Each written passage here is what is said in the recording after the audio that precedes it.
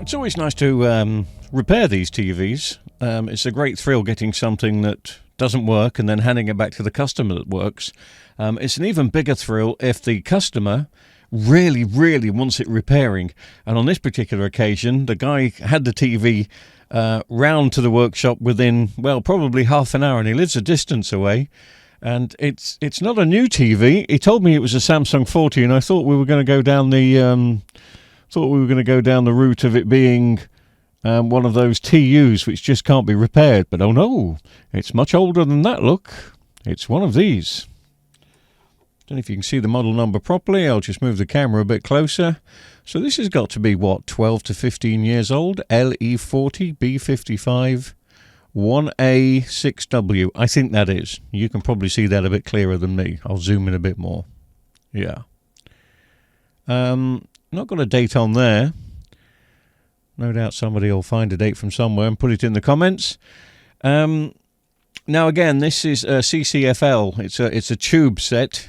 So if we've got a backlight issue, then it ain't going to be fixed. Unless the customer can wait a heck of a long time until I've got some time to turn it into an LED.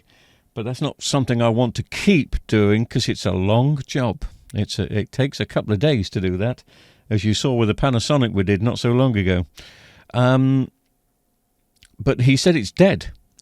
And dead is good. Dead could just be a power supply issue, but we need to confirm the fault, so let me plug it in and see what happens.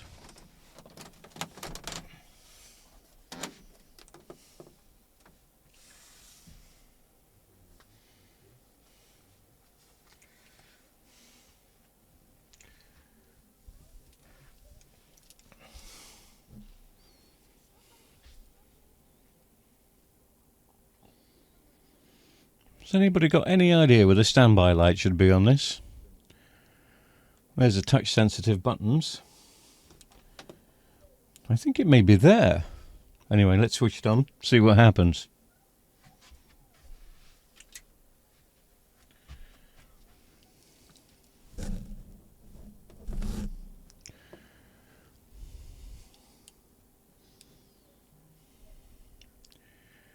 We are switched on.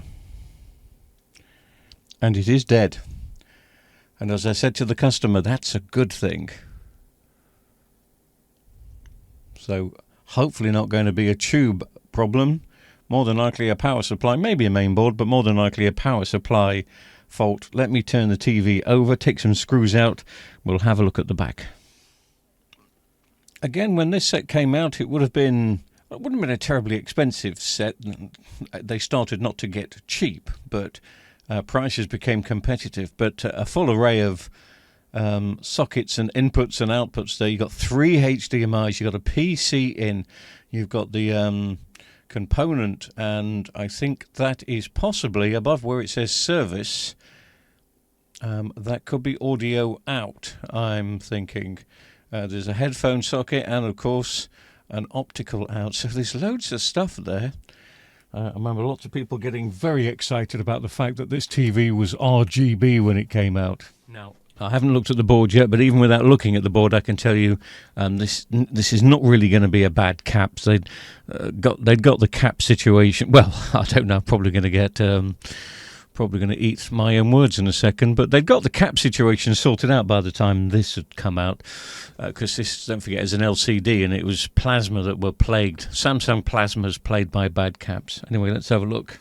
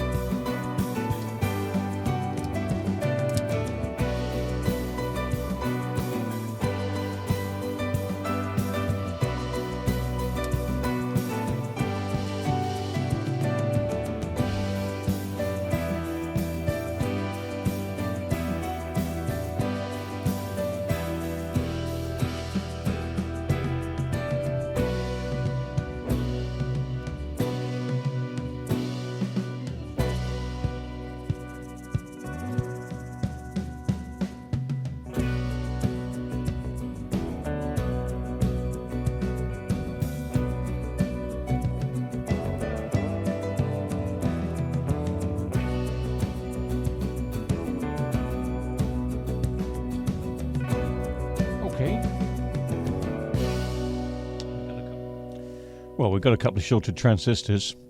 Could be other things, but it could be just those transistors that's taken out the fuse. So I'm going to take these two transistors out and have a little play with them. The weird thing about these two, I'm just looking for the correct number, they are both identical, but they're on a different circuit. They're not connected to each other at all. So how both of them have gone completely short when they're not connected to each other, and both of them are wired in differently, which is a bit of a mystery. But looking at the schematics, I'll never find out why. But I'm guessing it's just those two and the fuse that needs replacing. I haven't got these in stock, and I'm not going to go getting second-hand parts from out of other boards because I need these to match up identically, and I won't have a matching pair. And I need that to happen on this occasion. So I've ordered them up, and I will do a part 2 when it comes when the parts come in. But funnily enough, somebody's just dropped a couple of TVs off. Well, one is an LG monitor. I don't usually deal with monitors, but they've been given to me to use for spares. And the LG monitor looks really nice. I'll show you that in just a second. But as you can probably see, there's another Samsung. It's a year later than the one I've been working on, and apparently it went pop, it went bang. I wonder if it's got a similar board inside, and I wonder if it's got the same FETs inside. If not, we'll try and repair this one in the meantime while we wait for the other parts to arrive. So let me just get the back off this, and I'll have a look. I'll also show you, first of all, let's just have a look at the LG monitor they've dropped up. So this is the can't really see, can you? There's not much light there.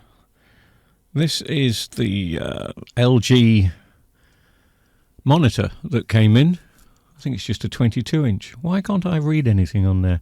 Oh, it's older than I thought. It says October 2008. It's probably going to be a backlight issue, isn't it? Let me just plug it in and I'll see. Just in case we didn't see the model number correctly. October 2008, W2234S. So it's a 22-inch monitor.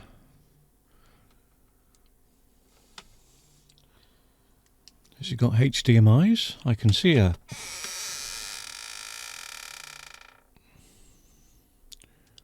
Is this going to be so old that it's not got any HDMIs? Not going to be much use, is it? I only got VGA in. Oh no, I beg your pardon. I didn't see what it said. I thought that was it's a DVI in. Oh, that's okay. So it will be a 720 monitor. Well, if it works, it'll be a 720 monitor. Let me just plug it in. If this light comes on, but we don't get an image, there's more than likely going to be a backlight issue. Is it worth sticking a backlight in the back of these? Well, we could do it just for the sake of it, but... Right. Look at that, you see? Oh. We've got a blue standby light for a bit.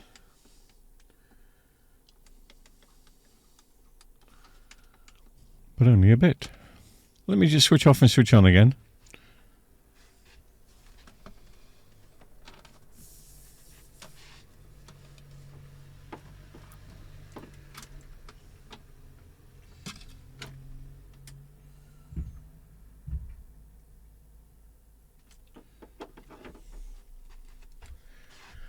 Stays on this time. And there's an image. It says check signal cable. So that's off. Sorry, I thought that was really warm then. That's on. Oh, it's working. I think. Yeah.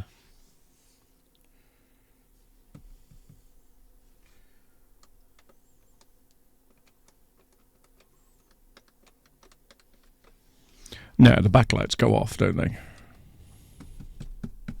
Yes.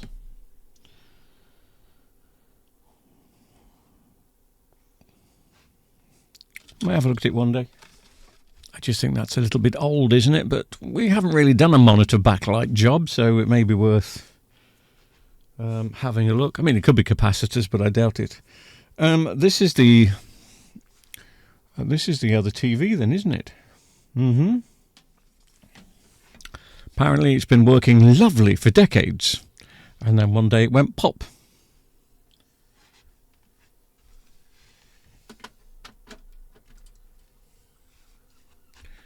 Well, it went more than pop, apparently. It went bang.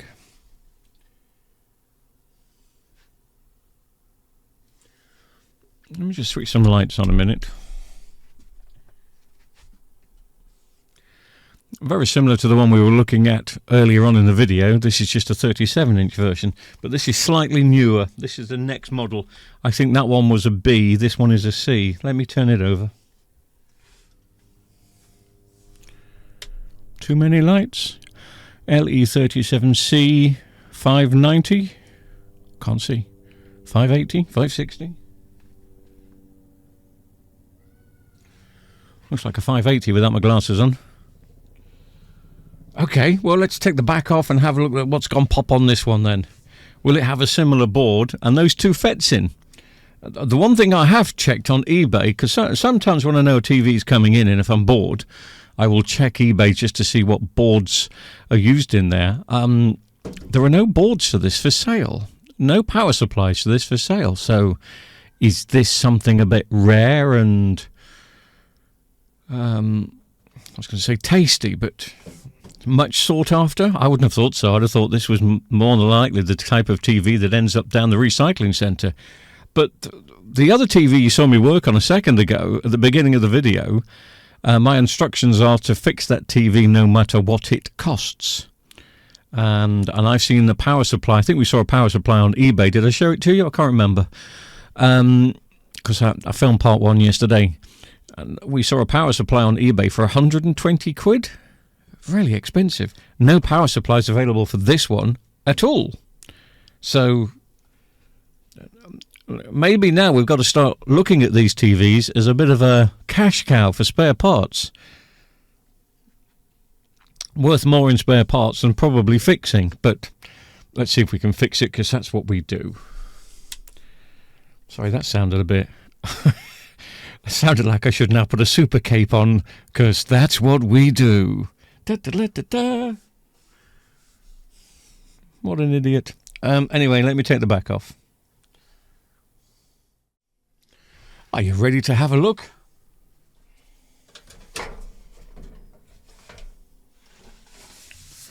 Well, you've seen it before me. Oh, it's just a bog standard power supply. And if you remember, the customer said it went bang. Quite a loud explosion. He heard it from the kitchen. I can't see anything yet. That's just a black mark on that cap. I don't think that's where it's coming. That's what I'm looking. That's what normally is. If something's gone bang, there's normally probably that little blue cap down there. But again, it looks okay at the moment. Oh, what about that one above it? Just dirty, I think. Have you seen anything that's gone bang?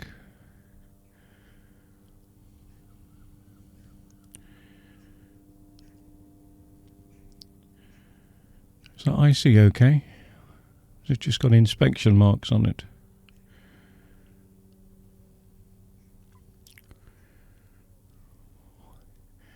Don't know, can't see anything from there. I'm looking at I'm not looking at the board, I'm looking at the monitor, so I'm seeing exactly what you are seeing. I'll have a closer look and see if I see anything. I'll bend some of those caps over. It could have been the inverter that went bang, but that would have just taken out the backlights. The TV would still be coming on. So let me just test that fuse and see.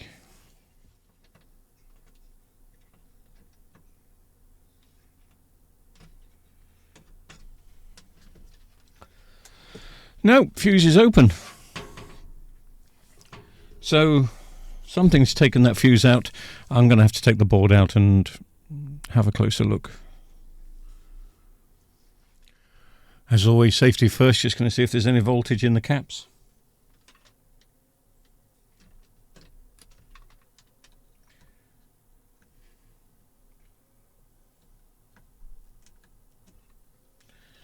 Nothing. Not surprising seeing the fuses blown, but it's just a good habit to get into. Tell you what did used to blow on these.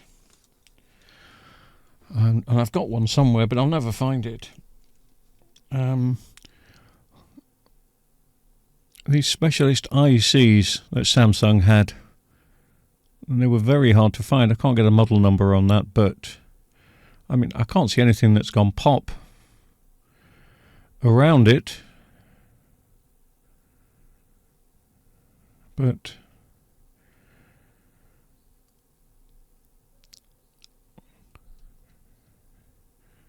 they're quite expensive. I would imagine a power supply on eBay would be cheaper than buying that IC there, if it is that. Let me see if I can get the number. Well, whatever that was, I think the number has worn away.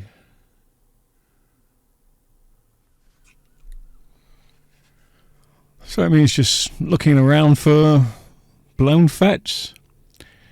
Got a funny feeling it may be that integrated IC. Well, that funny feeling was incorrect, as it didn't take me long to find the short.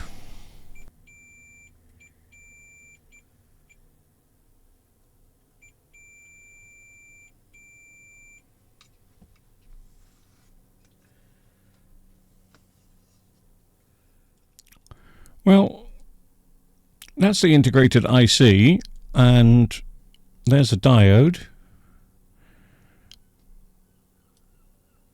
And then we've got QP801, which is very similar to the number. And that is short there. I wonder if that is the same sort of transistor compared to the other ones. That one is fine, but this one isn't. It's not happy. Let me take it out and see what it is.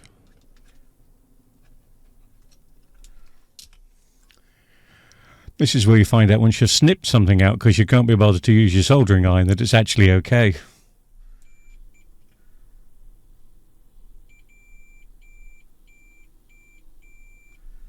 Well, I was rather hoping it was going to be one of those blue caps and a fuse that had blown, but no. Once again, second Samsung we've looked at, and it's the second FET. No, short has gone. Let's just get the number of this. So it's not the same as the FET from the first Samsung TV we looked at, even though they are very similar. But this is just a bog standard N-channel resistor, so I should be able to find one on any board that I can lay my hands on, really, and hopefully it's just that and the fuse is gone. And in this Philips board, which I'm using for spares now, is the equivalent N-channel MOSFET. It's probably got an equivalent fuse we can pinch as well. Yeah, it has, look. Let's stick those two in this time and see if we have an explosion or a working TV. Okay, I'm not sure what you missed there. Sorry, I didn't realise it wasn't recording. Anyway, new FET gone in there, new fuse gone in there. So we'll just put it back in the TV, see what happens. And as always, when it comes to power supply repairs, I don't just plug it straight in and wait for it to go pop. I check just in case the amp meter starts to rise, then I know there's still a problem. So I always plug it into the transformer and turn it up gradually. And look, we have a red standby light. At only 90 volts, that standby light came on. So I've turned it up to full power now. Well, I've got about 190, 200 volts in there. We have a standby light. I'm just going to get the remote and we'll turn the TV on. On. I know this remote works. I've just turned the TV off with it. Let's just try the buttons. Where's the buttons? They're up on the... I thought they were down there. Where's the buttons? Okay, let me switch off. Something's still not quite right. Well, I can only guess that when that FET went shorted, it took something out on the main board. I don't see the connection really, but I've just plugged it into... Oh, okay, now look. I just plugged it into a standard main socket, and that flashes. And I hear the Samsung chime, and it's come on. I've got no idea why it wouldn't come on using the Variac. Maybe it needed just a few more volts. Who knows? But that's working. I'll hook it up to the snooker player. Incidentally, I did notice that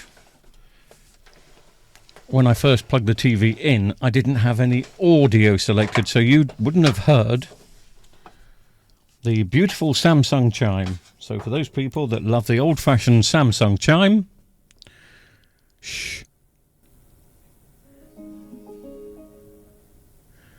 There it is. Thank you very much. And of course, as soon as the other two FETs that I've ordered for the first Samsung that we looked at, as soon as they arrive, I'll record that and we'll see if that fires up, because that's the customer's TV and he's proud of that and he wants it back.